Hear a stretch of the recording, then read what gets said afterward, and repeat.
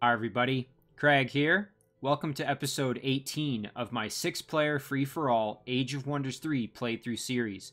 In this series, I'm playing against 5 Emperor AI that are each on their own separate team, and I'm playing as the Orc Warlord, Crognash the Brutal. In our last episode, we located the throne city of Galendil Evorlas, who is our High Elf Archdruid opponent. We've really got Galendil kind of on the ropes here, as we won a decisive victory recently and captured the city of Bleg from Galendil, and in the process we actually knocked Galendil out of the game for a couple of turns, and we killed off a number of his heroes. But you can see here that Galendil has actually respawned at his throne city, and he does have some fairly decent units guarding his throne, in addition to what appears to be a full functional stone wall there. So we've got our work cut out for us, as we do have to bring our forces in and really put the hurt on him and siege his throne. But before we dive into this episode, I did just want to give a couple of quick shoutouts to a few individuals who left some excellent comments on the last episode.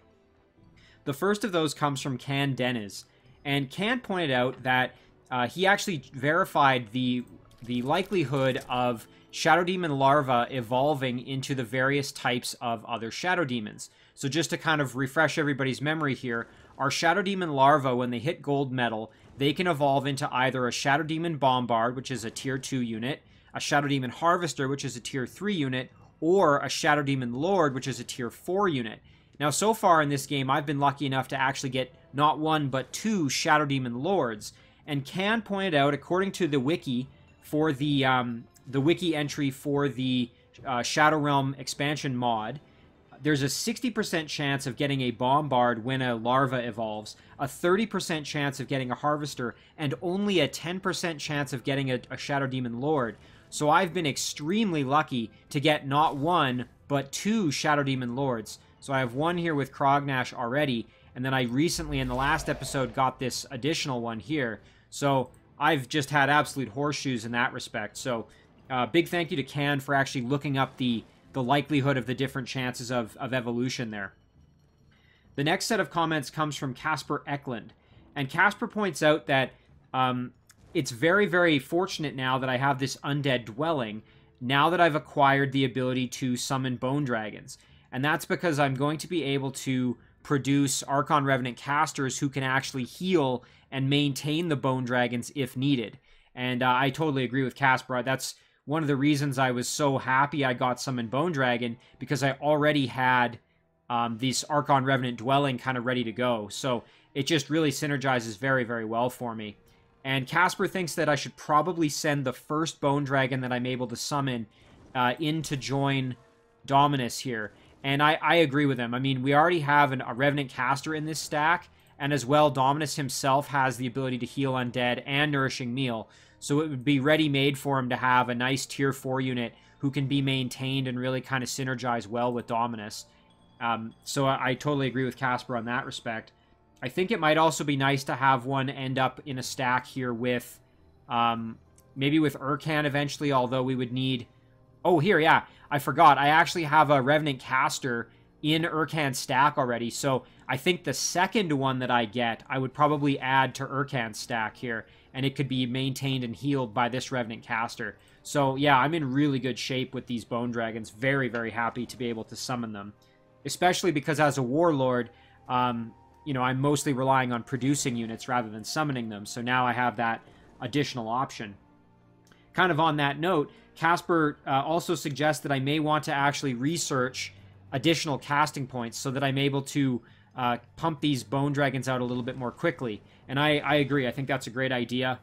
Perhaps once I'm done Greater Disjunction here, I'll switch over and start researching some extra casting points. The final thing that Casper had suggested was, in the last episode, in the Shadow Realm, I had encountered this little island. Let's see if I can... Yeah, right here. So this little island here, and it does, if I zoom right in, it does look like this is the edge of the island. So, unfortunately, this island doesn't really have anything on it. However, I could build a city here and still have it expand its domain and end up getting some of these extra structures. Like we've got a crystal tree, an Archon fort, some kind of maybe like an air node or something over there, and maybe this Heart of the Shadows. So it wouldn't be outlandish to still send a settler in here and have them build a city like right in this spot here or over here or something like that. That way this city would be extremely protected, as it's on this little island and this is void terrain, which is unpassable. And it would still be able to expand and gain some of these structures that are kind of in the immediate vicinity. So, great idea there from Casper. I think I may take advantage of that, actually. The only issue is obviously that the goblins may not do as well in the Shadow Realm, but I have to think about that a little bit further. In any case, though, big thank you to both Can Dennis and Casper Eklund for the excellent comments. High quality from them, as always. So, we're going to dive into the episode, as we've got, like I said, we've got a lot of work cut out for us here. We still have to eliminate Galendil, and he's going to put up quite a fight, as you can see there. So, let's kind of take stock of where we were at the end of the last episode. So we did have some movement left, but unfortunately Crognash has kind of already moved. So I think with Dominus here, we might just kind of edge our way up just to kind of see what we're dealing with, to get our eyes on the city. And we don't want to get too far in there, as we will get kind of overexposed. However, I think if they were to attack me now, I'd still be in really good shape. So, yeah, this is all we've got in the city. So, definitely not insignificant here, the defenses. As you can see here, we've got a number of powerful Tier 3 units. And then now Galendil himself is there. So, we're going to have to make sure we bring everybody in for this battle. But before we do all that, let's kind of finish up our turn here. We did have a number of units who could still move. And so this stack was the one that actually explored the Shadow Realm and found the little island. And so with them, I think perhaps I will actually maybe go explore this way. Yeah, I think that's going to be kind of the plan there. And then we can actually keep this little group sort of with them.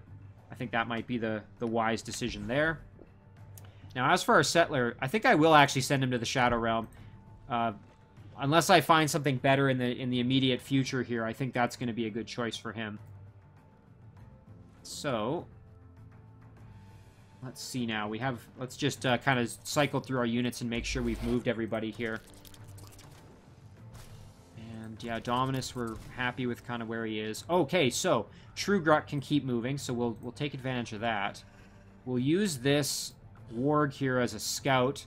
Looks like we've obviously got these independents we have to deal with, but we've also got a city up here. So it would definitely be of benefit to send Trugrok over there to start dealing with that. So maybe that's what we'll do here. First things first, though, we'll head over. We'll clear out this shrine, and we'll take out some of these undead that are guarding it. Shouldn't be too much trouble. And remember, with Trugrok, we now have Divine Justicars, meaning that our units have Resurgence. So we can definitely be a little bit... We can take more risks, essentially. We don't have to be quite as conservative with our approach, since now our units are going to just come right back from the dead if we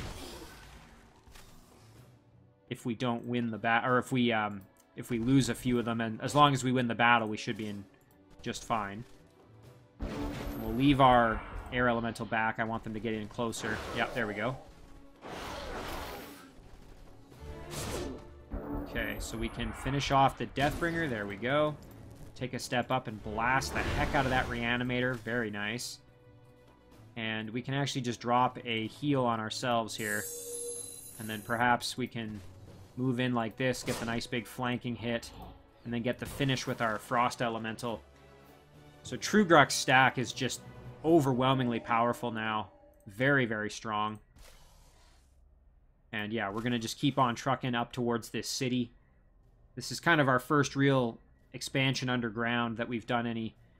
With the exception over here, we do have also Hininia. So kind of funny, both our Theocrats are currently underground.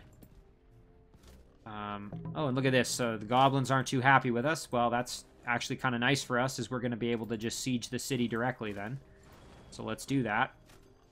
So we'll send Hininia in to initiate the battle. And we can capture the city and start working on absorbing it into our empire. And I think what I'm going to try to do here is actually recruit one of the units with Convert. So I think I'll probably go for the... just going to kind of move Hininia in here a little bit. put our Draconians in there. We'll throw the Touch by Faith on our Draconians. And we'll try for a curse on the Butcher, as that's the unit I'd like to recruit. But unfortunately it didn't work. Not really unexpected, I suppose. Okay.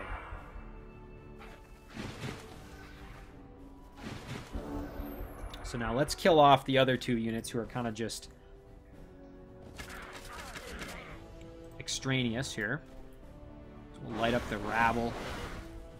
Go in and do some big damage there. And some big damage here. Very nice. That lifesteal coming in handy. And I think we'll actually just kind of leave it as is, as I don't really want my flyer getting in there with pikemen. So instead, let's put Hininia like this. And what the heck? We'll just put a Bestow Iron Heart on Hininia herself, I guess. There we go. Okay, so now let's try for the conversion. We got it. Excellent. So now we have a ready-made guard for the city. Very nice. And we will, again, start to absorb it, as we really do like these goblin cities, actually, especially underground. That's going to work well. We have a few more units here that need to be dealt with, however, as they are kind of in the way here, as they're going to try and retake the city, most likely. So let's just engage this battle. We can even try and maybe grab these swarm darters or the cavalry or something. We could have one guard the city and one go be a scout or something like that. As in the unit we already acquired, the Butcher be the city guard, and then have the... If we can grab a hold of the swarm darters, they could maybe be our scout. So we'll do a little bit of damage there. Send our phalanx up. And same story over here. Flyer can just kind of hang back. Oh, and I forgot to bring Hininia along. Whoops. I was just about to say, why don't I have Hininia? Well, that was my mistake. Oh well, we'll just kill them off. Right, she's still in the city. That's why she's not here. Oh well, no big deal. We'll just kind of win the battle then quickly here. Get the kill. Yeah, so that was kind of silly. Yeah, Hininia, of course, is sitting on the city, so she didn't come with. I moved her stack without moving her.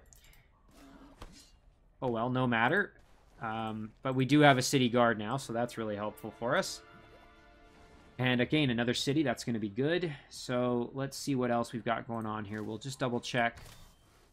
True Gruck's already moved.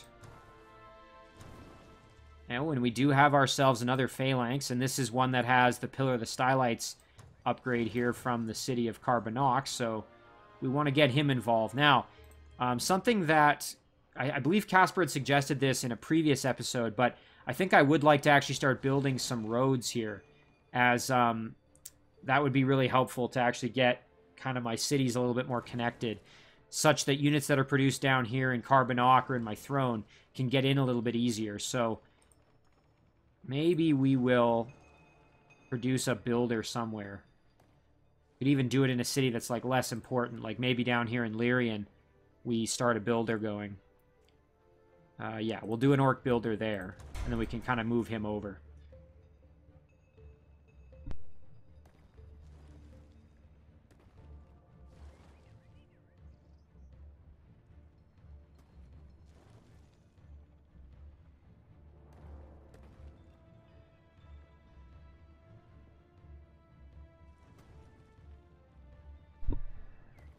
But yeah, so I think once we have the builder produced here, we can send him over and start building some roads just to make things a little bit easier for me to get units kind of out of those main cities down there and get them into the fight that much sooner.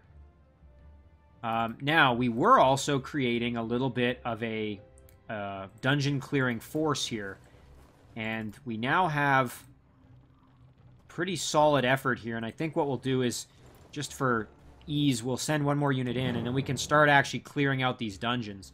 Now, it's telling us probable defeat, but I think we'll actually have a reasonable chance of clearing this out, especially if we use some spells here if we need them. Ideally, I would have liked to have had either another phalanx or another unit with some range damage, but I think we'll be able to clear this out. Again, our pikemen, our phalanx are going to be useful against these Manticore Riders. Of course, we have to watch out because these Berserkers can charge in and do some pretty hefty damage. So I think what we'll do instead is we'll kind of just group ourselves up. Kind of like this. Let's see, can they get in there? Yeah, they can. Okay. So we'll throw one on the back, Manticore Rider. Oh, I was actually almost hoping that that would just limit the movement rather than do that, but... Okay, so our spearmen can kind of hang back. So we'll just kind of let these Manticore Riders come in at us here and do some damage. There we go, that's what I was expecting. And there you can see that lifesteal coming in handy. Fortunately, our one phalanx took quite a bit of damage, but we can throw on a war cry and do some big damage here. Very nice. We could step up here and actually get a flank with our spear, or our javelin throw, I should say. I think instead what we'll do, though, is we'll step up and try and just get the kill right there. Very nice. And then on this side over here, we can actually... We might even be able to...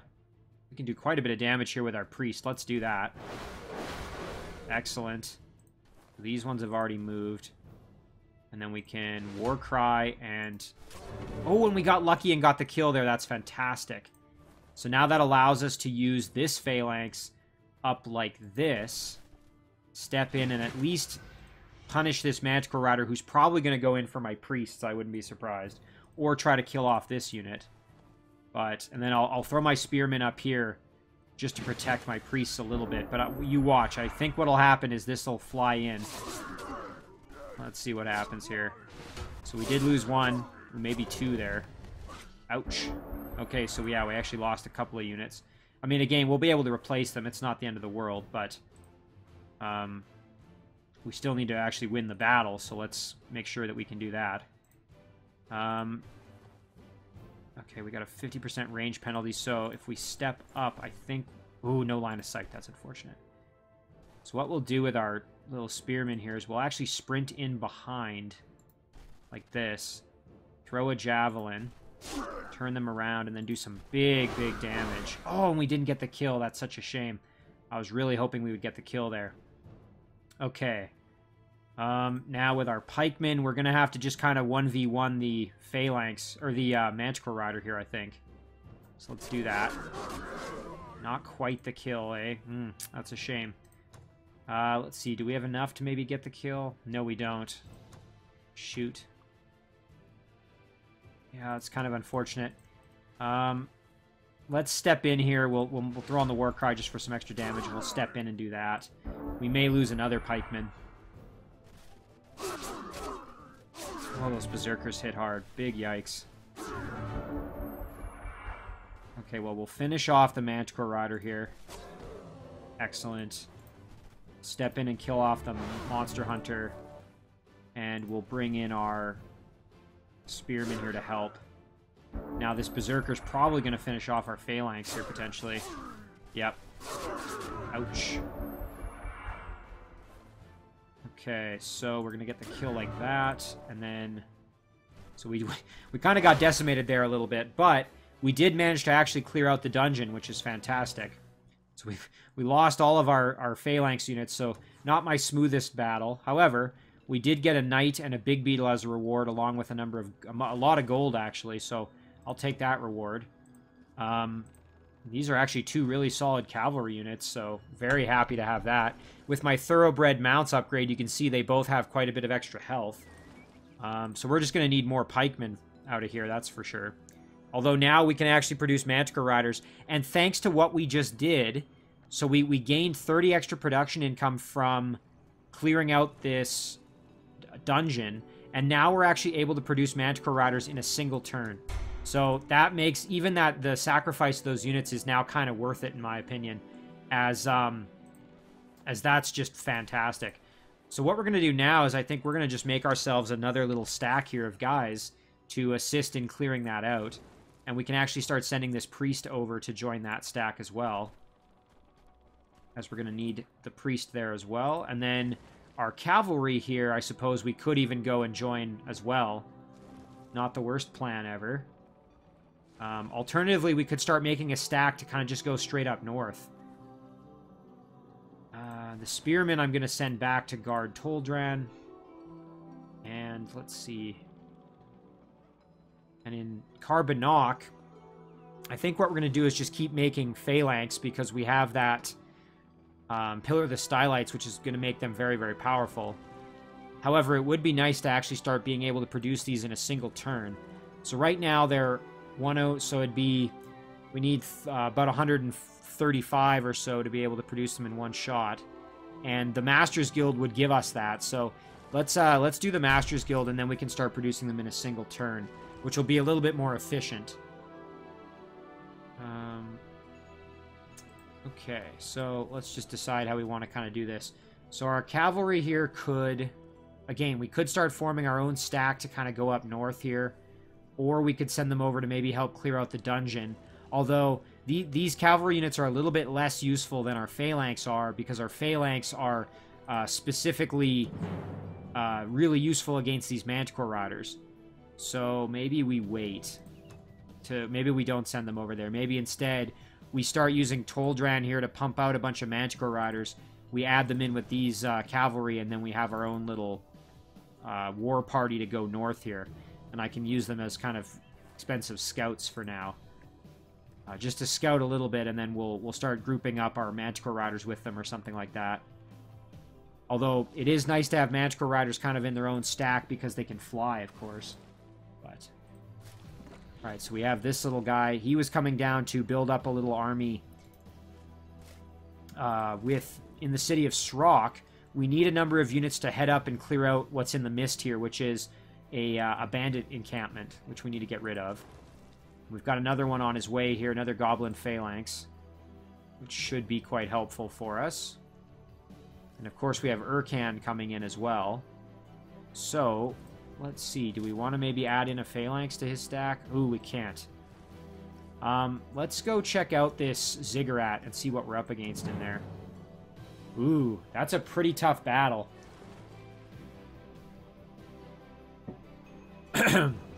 Yeah, I don't know if that's worth the risk. I can't remember if I even looked at this last episode. I might have. But we have 2 Gluttons here, tier 4, and then 2 King Reed Serpents, which are also tier 4. I just don't think that's worth the risk. That's that'd be a very, very tough battle.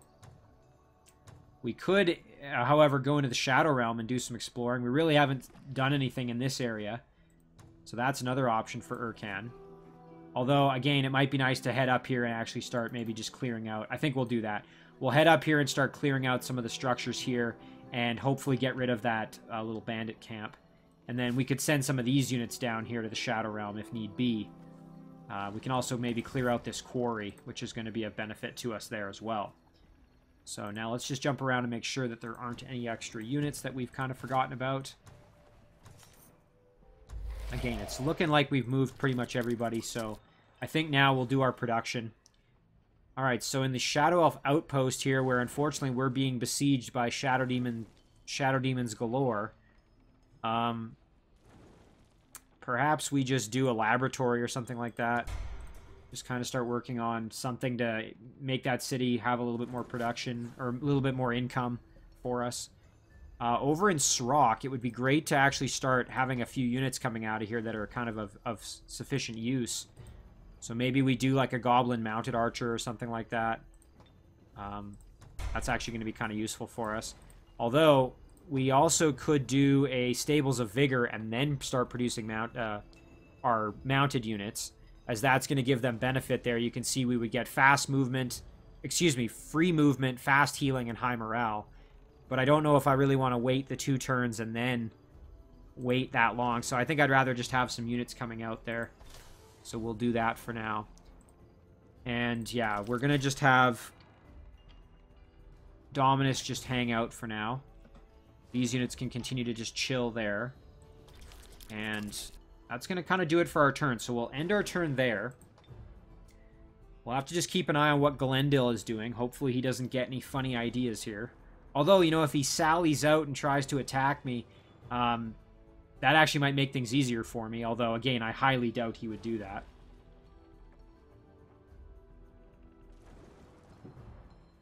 again, it's not always wise. You don't want to split up your forces as you're bringing them in, because it does put you in a position where he could bring all his forces out, kill off one of my little stacks here, and then kind of retreat back to the city.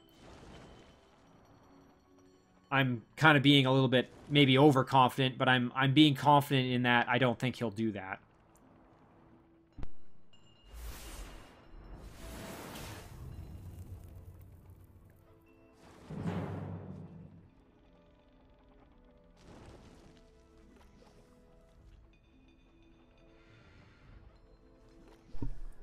It looks like Galendil maybe summoned something or cast a spell there. And again, of course, we're under attack from those Shadow Demons, so we'll just have to do our patented little strategy here. Retreating for 5 turns, effectively. It would be eventually nice to have some units come in here to be able to clear this out, such that we're not in constant siege mode here where we're being attacked. And then eventually it'd be nice to clear out the spawning structures that are producing these Shadow Demons. Although that's kind of low on my priority list at the moment.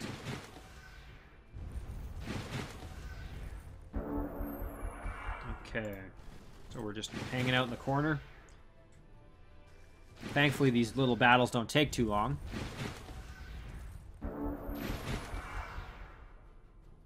Now, as for this upcoming siege, I'm going to make sure that I can get pretty much everybody involved, kind of. I would like to get, obviously, Dominus and Crognash's stacks in there, along with our new Shadow Demon Lord, if possible. Ooh, and a lot of things happened here. Okay. Empire Quest Complete Heroic Skill. Be the first to have a hero or leader reach level 15. The hero gains 5 bonus skill points. That's fantastic. I believe that was, yeah, that was Dominus who hit level 15, so that's excellent for him. And, of course, he does have this upcoming battle, so we can give him maybe some extra benefit here for that battle.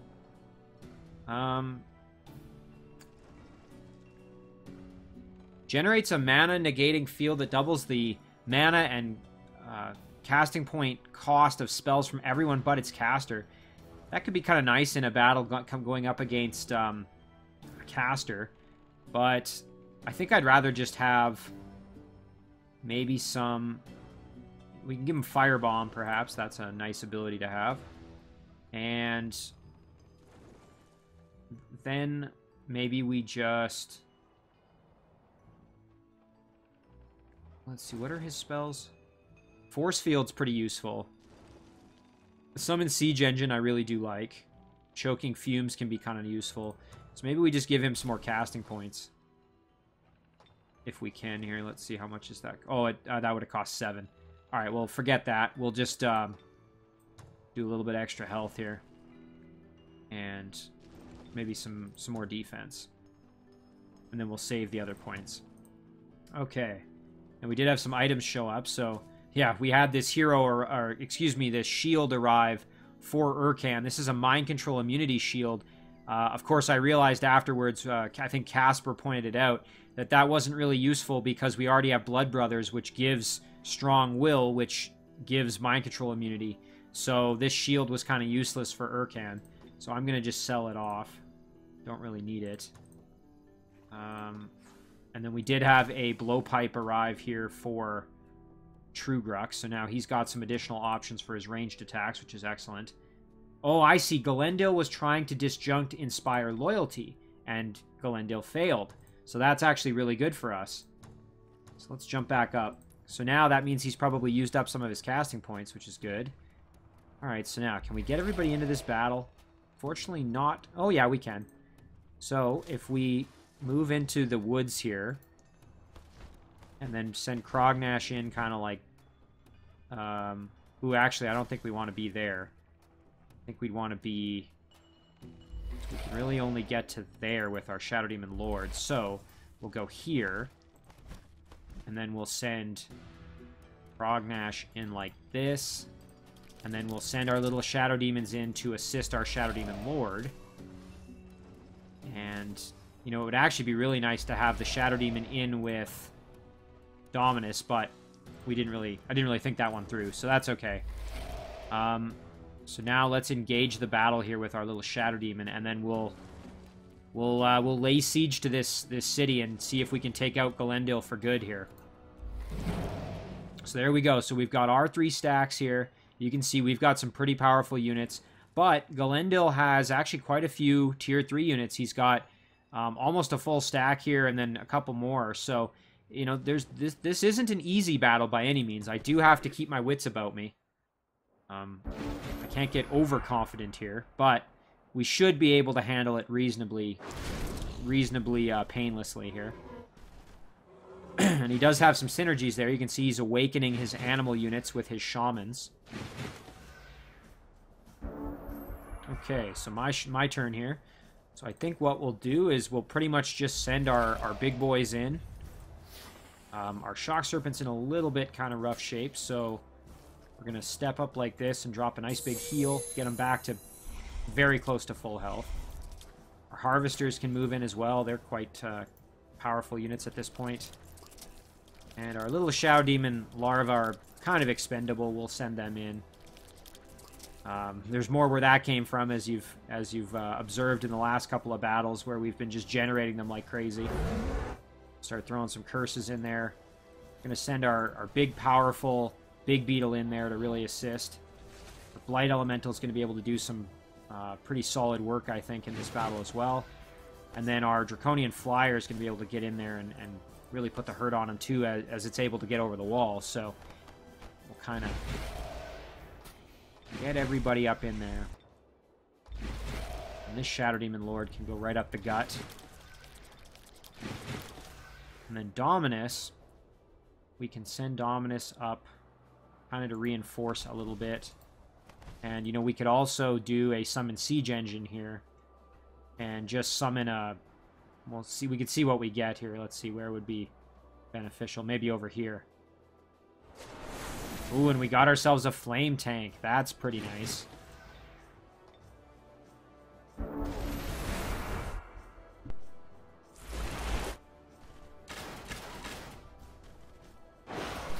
It looks like Galendil might have cast a spell there on that Flame Tank, actually, which is kind of nice.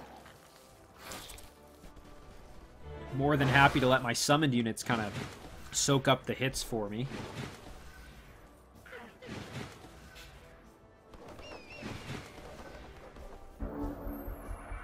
Alright. So, let's get ourselves kind of in position here to start doing some work. So we're going to send all our little larvae in and start blasting. Thankfully, these High Elves are weak to Blight, so we can take advantage of that and do a little bit of damage. Shadow Demon Lord, we're just going to step up. And same story over here. Do some big damage there. Well, not really that big damage, but we can do a little bit of damage at least. And the Flame Tank, we can actually do a lot of damage to the wall, which I think is what we'll do. So let's move in and do that. So we'll attack the wall there. And we can also move in and attack the wall like this. Excellent.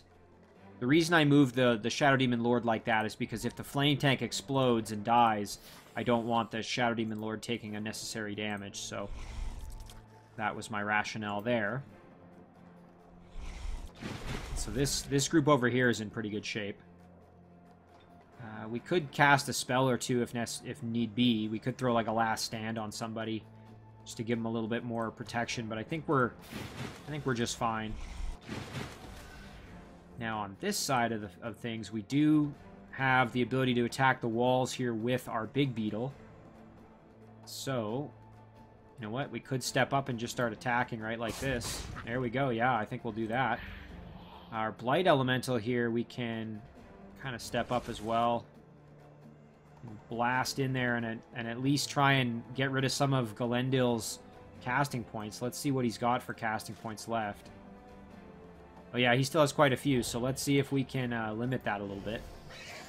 No such luck. And we'll keep our caster a little bit back here. I don't want them getting too far in. Our Firstborn can kind of move in as well. Dominus can hang just kind of out of range here of some of the nastiness. Let's see what Galendil does here. Okay, so Root Spears, he's going after some of my larvae. Yeah, so there goes the flame tank there.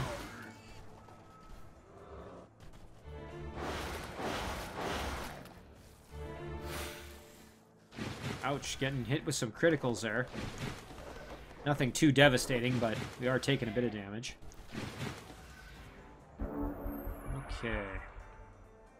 Well, this wall is pretty much toast, so let's finish it off here. And then we can send our best units in to just start putting work in here. Very, very nice. Okay.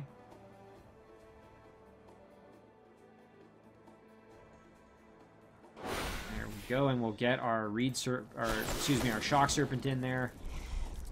And then our Shadow Demon Harvester can kind of step up as well. Now, our Shadow Demon Lord can get in there and start hitting up that gate, perhaps. I think we'll do that. There we go. And then our little Shadow Demon Larva can continue to kind of harass some of these units with their Poison Spit here. There we go. Nothing too devastating in terms of damage, but hey, it's every little bit helps. Okay, and this wall will be dead next turn, so that's good. Got another curse we can throw. Let's try cursing Galendil. There we go. Excellent. And now our flyer has actually been damaged, so let's put Guarded by Flame on the flyer. There we go. Actually, let's step the flyer up one. There we go. Now, as for the Firstborn, we could go in for the gate. Could also try and climb the wall. Again, we're going to have this broken right away, so maybe we'll throw the Firstborn at the gate. He's probably going to take some substantial damage, but I'm kind of okay with that. And I think we'll put our Blight Elemental up on the wall, and we'll throw a Weaken on the Shaman. Sure, why not? All right, now let him come at us and see what happens here. Okay, so they tried to entangle us and failed. Thank goodness. Ooh, that Shadow Demon's taking some big damage there from the shock attacks there.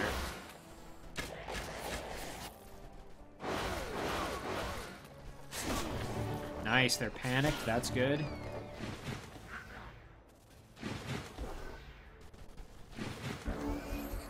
Now we're in really good shape here. Things are looking pretty good. We could use another heal on our Shock Serpent, so let's take care of that if we can here. Very nice. And then we can blast this Griffin Rider. Nice, and now we can actually get in there. I think we will kind of do this. And then put our Shadow Demon Lord in there as well. So let's get the Shadow Demon Lord on the Griffin Rider, perhaps. And then, you know what, we can also do this. Get ourselves another unit to kind of assist. Ooh, and do some pretty solid damage to those Stormbows, actually. And then I think what we'll do is we'll put both of these units in defense mode because they are kind of in a vulnerable position. And then this Shadow Demon Harvester can just hang back. Alright, can we clear this unit out? Yes, we can. And then we can blast that gate with some big damage. We can help out our Blight Elemental a little bit. Not that he really needs a ton of help, as he just kind of obliterated the wall there. Okay, so now our cavalry can actually get in through here. And we can also get our flyer involved if necessary. Let's do some damage to these shaman. There we go. And then we can actually fly in and flank them if we really wanted to.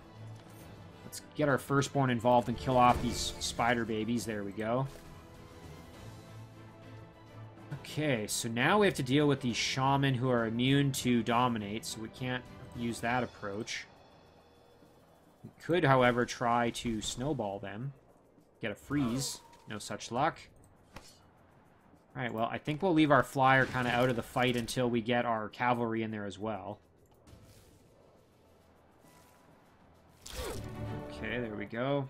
And that's going to do it for our turn.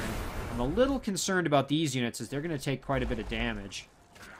Okay, they came out and entangled my cavalry. Thankfully, Crognash himself is pulling some of the aggro. Oh, that Shadow Demon Lord is just nasty. Very, very powerful, as you saw there. Alright, so this Dire Panther is kind of needing to die here. Sort of unfortunate, as it's kind of clogging up the path in here, so let's see what kind of work can we do on him here. We can help out a little bit. Not too much damage, but hopefully a bit to assist. And then, ooh, I don't know if that's enough to get the kill here. Let's see, so let's do the math. So if we do 13 plus 4, that's going to be 17, plus 3 is 20. Where if we get higher rolls, let's say we get 19 plus 6, that would be 25, plus 5 is 30. So, reasonable chance of getting the kill, but it's not, again, it's kind of, we'd have to get good rolls to do it. Ah, no such luck.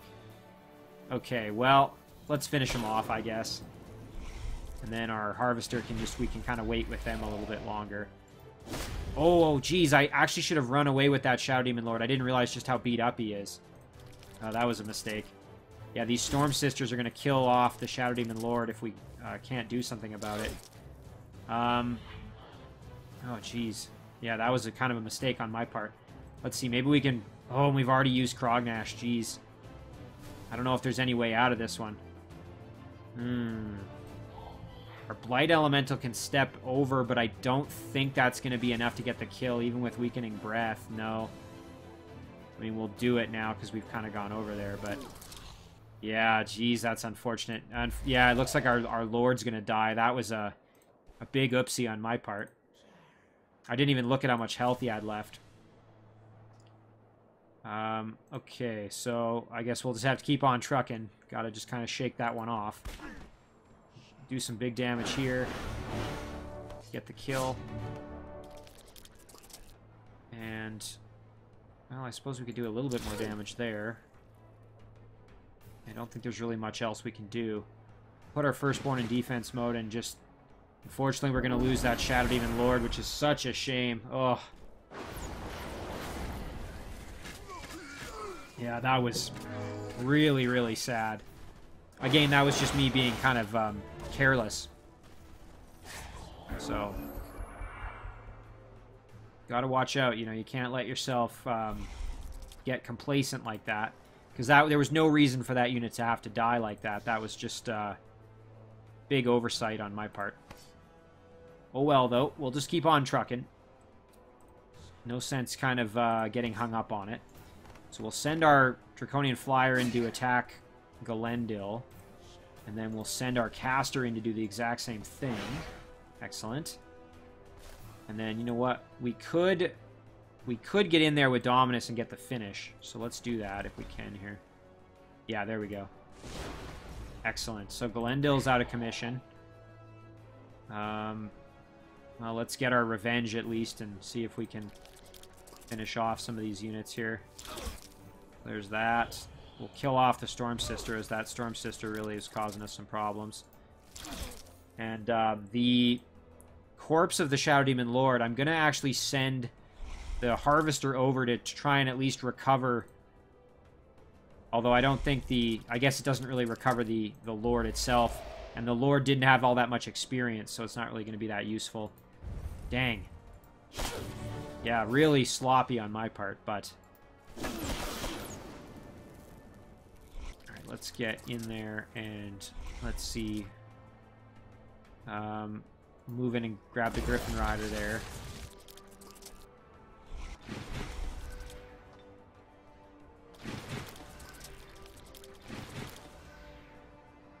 And I think we'll just get Crognash inside the wall here just so that he's not at risk. From that, the Prismatic Spire there.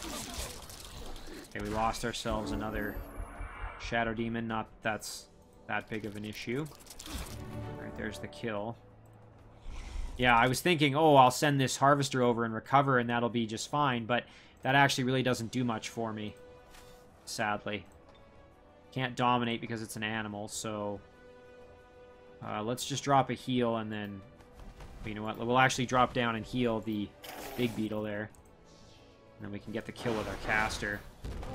Yeah, so unfortunate we lost that Shadow Demon Lord, but we took the city. We really didn't have any trouble. We eliminated Galendil, and I think that should be all she wrote for him now as we take the city. Yep, there it is. So we captured Galendil of Orlas's city. That was his throne. So Galendil has now lost. So it's in turn 47, you captured the throne city of Galendil of Orlas, who we had killed off. So R.I.P. Galendil. So now we do have ourselves a shield, a polearm weapon here, and a bow.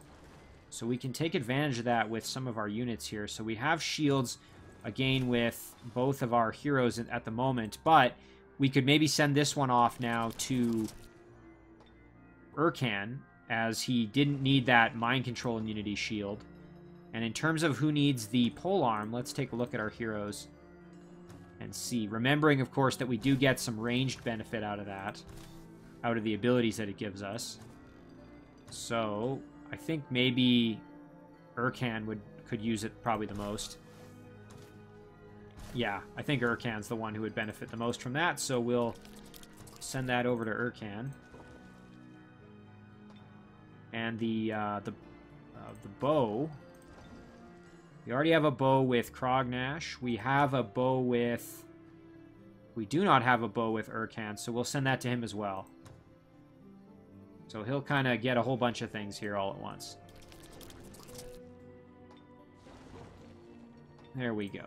Okay, so that takes care of that. So now, let's start thinking about what we want to do next. And again, my instinct is to keep pushing now into the unknown over here to the west, as that's going to give us a good chance here of encountering the next of our opponents.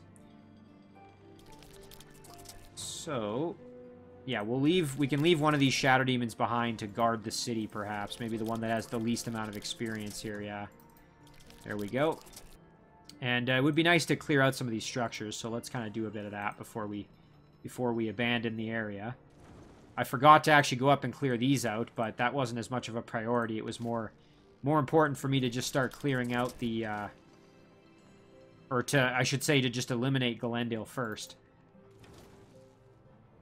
Speaking of which, let's decide what to do with our High Elf City. I think we'll migrate it over. We actually migrated this one over to Shadow Elves, which was kind of neat.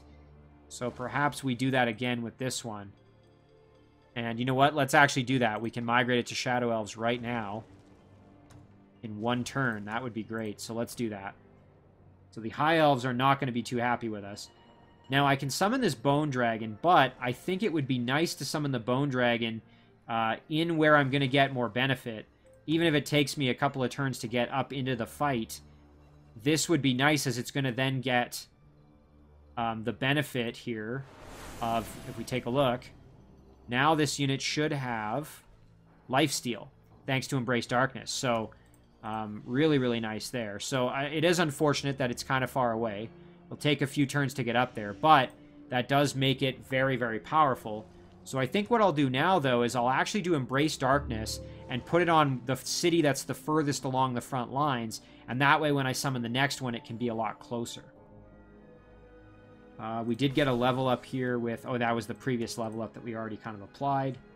Yeah, oh, I'm still kicking myself about that Shadow Demon Lord, but at least this one is now very leveled up, so that's fantastic. Let's take a look at the upgrade path here. So at Gold Medal... Or, excuse me, let's go through. So, you get some Shock Protection when it hits Trooper. Then you get Blight Protection at Veteran. You get Shock Protection again at Expert.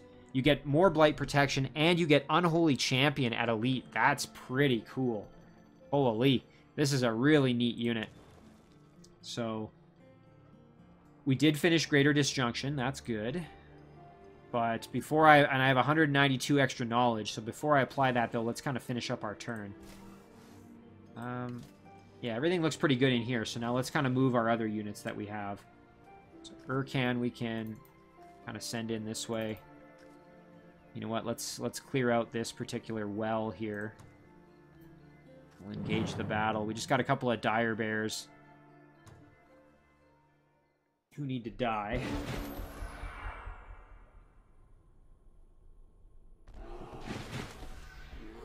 Got to be careful with these dire bears, as they actually can do quite a bit of damage. So let's throw a curse on the one in the back there so he's got less movement. Do the same thing over here. There we go. So we'll put our phalanx up like this in defense mode. We can charge in with our knight and do some big damage. Very, very nice there. And then we can step in with our big beetle and kind of help out some more. And then we can use Urkan himself to get the finish here. Yeah, let's actually get in there in melee. All right. Big beetle kind of tanking the damage. Oh, look at that. That greater lifesteal just doing its job. And then we will apply Nourishing Meal there to heal up the damage we just took. Step up and do some more damage with our ranged attack there. We'll kind of flank around here with our knight and just get the kill that way. Make things a little easier for us. And then we'll step up and do some big damage. And then get the finish. And some additional level ups, always a good thing. There we go. Nice and clean. And there's that structure that we need to get rid of. Boy, that's been a thorn in my side for a while. So we're going to use Urkan to clear that out. We can actually send Urkan up to maybe even clear out this giant city, and maybe we can raise it or whatever. Or dwelling, I should say. And that can get Urkan actually out kind of the front lines up here. If he heads straight across the water, then he can go over here and join up with some of my units that are kind of further north. So I think that's maybe what we'll do with Urkan. We'll clear this out, clear out this ancient ruin perhaps, and then maybe kind of head up north. Although, you know, it would be nice to clear this Sphinx Temple as well. I suppose we could kind of just keep pushing west and then go north. But in any case, we'll kind of figure that out as we go. Alright, let's see. So we've still got our settler. Send him into the Shadow Gate, because why not? And then we can see if we can build a city right about there. Again, it's going to be a few turns before it really is of benefit to me, but that is pretty cool. I kind of like the idea of having this kind of little goofy city here. I mean, again, it's not really going to be that... It's not going to be that beneficial for me, but... what the heck. This is going to be the wackiest little city ever, but let's do it just kind of for the novelty's sake of having the city on this little island, and we can start trying to get it so that it grows and encompasses some of these little doodads here, little extra structures. We're going to have to clear those out, though, so we'll have to send a unit into the Shadow Realm to start clearing stuff, so let's keep that in mind. And, ooh, and there we go. We've got our first Manticore Rider here at Toldran. That is exciting. Very, very nice here. And of course, it has lifesteal. That's really neat. Very, very cool. And that's thanks to that Embrace Darkness. Really, really cool. So, now, let's see. I guess we can... Like I said, I was going to maybe group up here. Oh, and it looks like we actually can go kind of north. So let's... Okay, and then there's like kind of a dead end up here. So we've got some structures we could clear out. And then we also need to kind of keep pushing this way, as that's probably where our opponents are. So, why don't we send him over to the mountains where he's kind of safe from being attacked if any units decide to do anything crazy. And he can then group up next turn. Now, it'd be great to clear out this watchtower so we get increased vision. So let's kind of set ourselves up to be able to do that here. So we'll attack this with our kind of little wacky squad here. I call them a wacky squad because they're really just sort of what I had left over.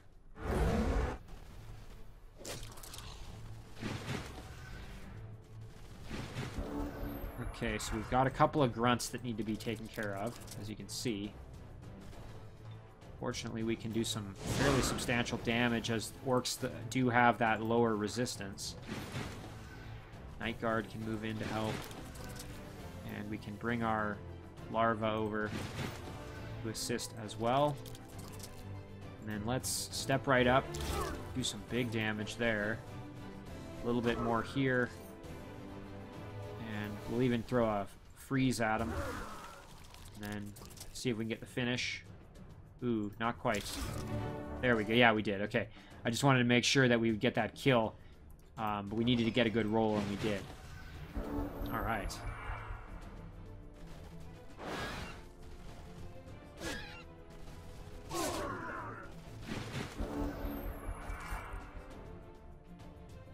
So, we've got this greatsword who needs to be killed off. So let's use our less impactful units here to do that. There we go.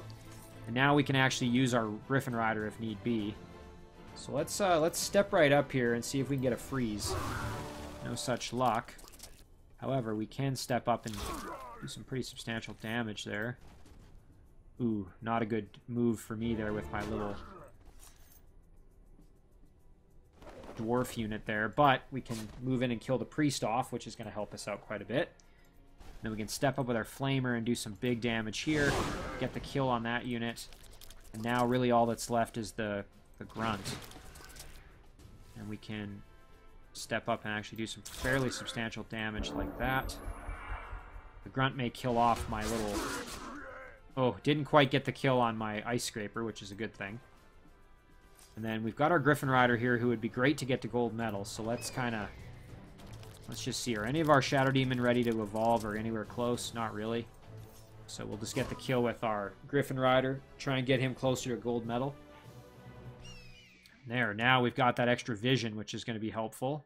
So there we can see these giants, and 4 of them. Stone giants and a fire giant, all tier 4, very powerful.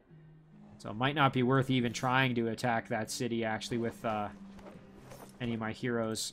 My stacks led by my heroes.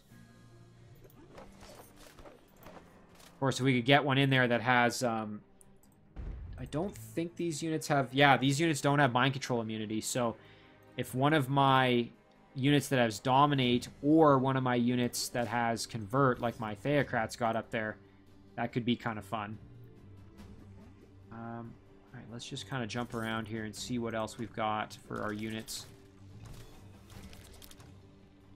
Urkan's already done. New Bone Dragon's on the way. Oh, there we go. Let's back up to this guy. So we want this guy back on the city just as a guard. And as I said, I think we're just going to focus exclusively on Manticore Riders coming out of Toldran now. So that's going to be kind of the plan there. Boy, it's nice to be able to make them in a single turn. But yeah, clearing out this dungeon really kind of made that possible. So very, very happy about that. Carbonoc's going to get the benefit of that once it grows here in a few turns. It's going to be 10 turns, and then it's going to grow and get this dungeon. So hopefully we can clear it out by then. And once this is finished, then I'll be able to produce the Phalanx in a single turn, which will be very, very good. And then I can group them up there to make that little dungeon-killing squad.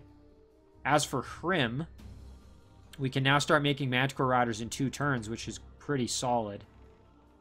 So let's do that. Why not?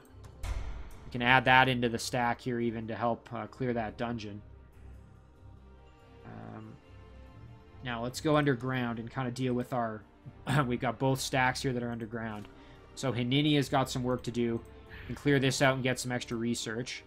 Along with this Ancient Ruin. We got a lot of clearing to do here. And then over here with True Gruck, we got some work to do. And we got a squad of nasty undead that need to be killed off too. Let's start here. We'll start with this set of spiders here.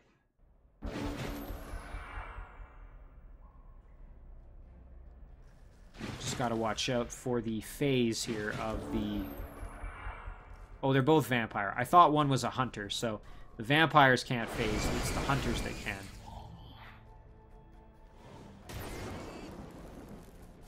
Okay, let's step right up here. There we go. And then we can move in with our grunts like that. And we could try for an entangle, but that puts us in kind of risk there. So I think instead we will move over like this and do that. Okay, now let's do some damage here and try for the... Well, unfortunately, we can't inflict a curse.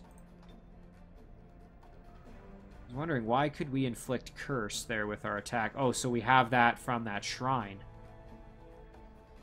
But this unit is immune, and I'm assuming that's because it's blight. Yeah, it's got 100% blight protection, so that would be why. Alright, well, let's just straight up try a conversion then. Oh, target can't be affected. Does it have mind control immunity?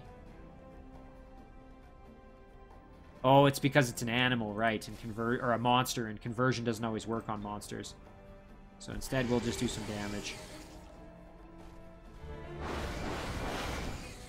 And we'll even... I believe we can mark Blood Sacrifice like that, and then we can get the finish here.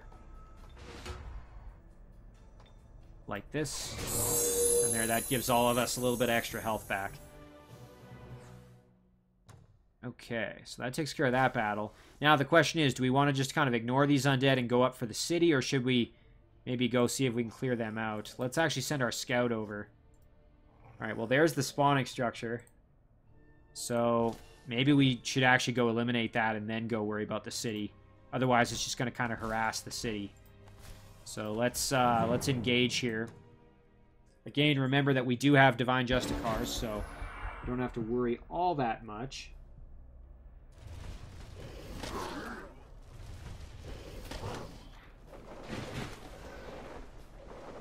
Biggest issue is just the dragons there, as they do so much damage. Light up these carrion birds and just eliminate them kind of right out the gate. Frost Elemental can step up and actually do quite a bit of damage there. Ooh, and a nice critical and a freeze. Wow, look at that. Fantastic. Let's try... Oh, and we got a stun. Wow. We just have horseshoes for this battle. That's fantastic. Step up with our grunt and do some big damage. We can even step back a little bit and just get the finish out right there on that one. Fantastic. Very, very nice.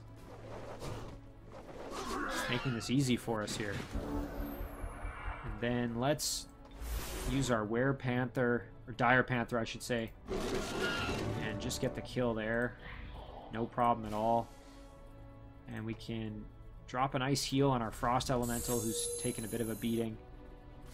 Use our grunts here to just kill off this carrion bird in one shot. And we can finish these Lost Souls off and the Bone Dragon. Fantastic. Well, this stack is very, very strong.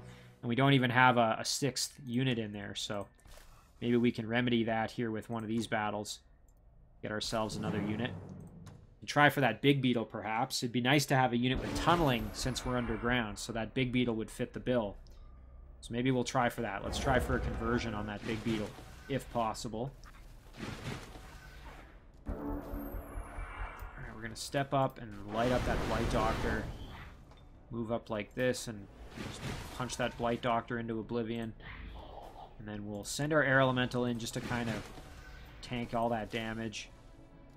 And we'll drop a nice heal on the Grunt there. Alright. Oh, just nasty, nasty damage there. Alright, well, let's see. Can we get a conversion? 50%. Ooh, and we got it. We got kind of lucky there. That's awesome. Really a dice roll on that one. Fantastic. Alright, well, we got ourselves our new unit for this stack. And importantly, that unit does have tunneling, which is going to help us out since we're underground. If we hit any dead ends or anything like that, we'll be able to work around that. And since we're on the roll here, let's just kind of finish this battle off. You know what? I'll even do this one auto combat just to kind of see how that goes. Yeah, there we go. No problem at all. Okay. That takes care of that. And now we can add this big beetle in. And like I said, it does have tunneling, which is going to help us out since we're underground. Okay. Really, really good there for True Gruck. And now we have Haninia to do some work with. But I think we're going to call it an episode there, as we really did accomplish quite a bit. We finished off Galendil, so that's 2 down and 3 to go. But we're really in a good position here with some very, very powerful units up top. As you can see with Crognash and Dominus, we've got just extremely, extremely powerful units. Not to mention, of course, we've got our first Bone Dragon on his way in to join Dominus. Importantly, this Bone Dragon has lifesteal thanks to Embrace Darkness. We're going to throw Embrace Darkness on whichever city up here we're able to, so that we can start summoning more Bone Dragons and getting them into the fight that much more quickly. And, ooh, let's do our level up, though, with Trugruk before we call it an episode. So we could do Vow of Poverty, actually, which wouldn't be the worst thing ever. We do still have Inspire Loyalty, which is kind of... it does stack with that. We established that a number of episodes back. So if we do that, let's watch our gold income. We're at 705. Really only added about 10 extra gold or whatever there, so, or 11. But why not? Might as well. Again, there's a diminishing returns aspect because, you know, it's 50% of 50%. So when it stacks again, it's only an extra. It's only 25%. So it doesn't go 50-50 and give you 100. There's diminishing returns on it. And aside from that, I think we'll just leave those points for next level up. But yeah, so we're in really good shape now. So now the real question is going to be, as we continue to push west, what are we going to find, and how powerful are our remaining 3 opponents going to be? Again, we're almost into the 50s here. We're at turn 47. So I suspect they're going to start being able to have kind of the beginnings of their doom stacks of tier 4 units. So we really got to get over there quickly so we can start attacking them before they're able to really amass these really nasty forces. So let's save this one here.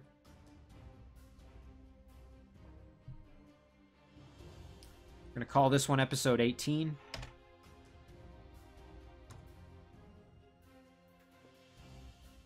And as always, guys, thank you very much for watching. I really do appreciate it, and I will see you in the next one.